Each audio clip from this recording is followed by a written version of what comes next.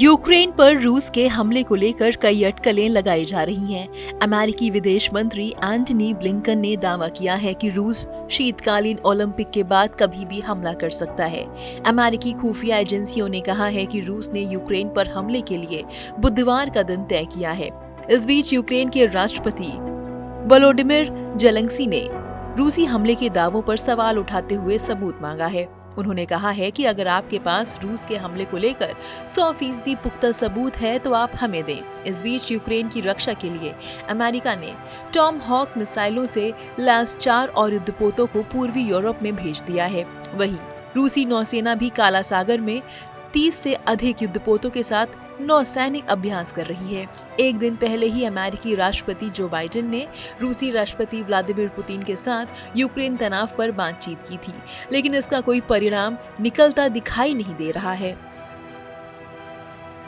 Ukraine के राष्ट्रपति Zelensky ने कहा कि रूस के साथ फुल स्केल युद्ध के बारे में बहुत अधिक जानकारी मिली है, यहाँ तक कि विशिष्ट तारीखों की भी घोषणा की गई है। हम समझते हैं कि जोखिम है। अगर आपके पास 16 फरवरी को रूस के यूक्रेन पर 100% गारंटी वाले आक्रमण के संबंध में कोई अतिरिक्त जानकारी है तो कृपया हमें दें।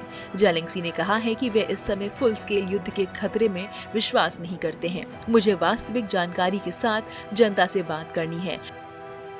हमें कई स्रोतों से जानकारी मिलती है। हमारे पास एक खुफिया सेवा भी है। मुझे नहीं लगता कि ये अन्य देशों की खुफिया सेवाओं से भी बदतर है। अमेरिकी मीडिया में रूस के यूक्रेन पर हमले को लेकर कई तरह की तारीखें चल रही हैं। ब्लूमबर्ग ने अनाम अमेरिकी खुफिया अधिकारियों के हवाले से दावा किया था कि रूस 16 फरवरी को यूक्रेन पर हमला कर सकता है। कुछ दिनों पहले अमेरिकी विदेश विभाग के प्रवक्ता नेड प्राइस और समाचार एजेंसी एसोसिएटेड प्रेस के व्हाइट हाउस रिपोर्टर के बीच यूक्रेन मुद्दे को लेकर जमकर बहसबाजी भी हुई थी। नेड प्राइस ने दावा किया था कि रूस अपने आक्रमण को सही ठहराने के लिए यूक्रेनी सेना द्वारा अत्याचारों का नकली वीडियो बनाने की तैयारी कर रहा है, लेकिन कोई सबूत देने से इनकार कर रहा था। अमेरिकी विदेश विभाग ने कीव में दूतावास में सभी गैर आपातकालीन कर्मियों से शनिवार को यूक्रेन छोड़ने का आग्रह किया। अमेरिका ने दावा किया कि यूक्रेनी सीमा पर रूसी सेना की तैयारियों और बढ़ते तनाव को देखते हुए वे अपने दूतावास में कर्मचारियों की संख्या में कटौती कर रहा है। इसके अलावा ब्रिटेन, जापान सहित कई देशों ने अपने नागरिकों को तुरंत यूक्रेन छोड़ने का आदेश दिया है।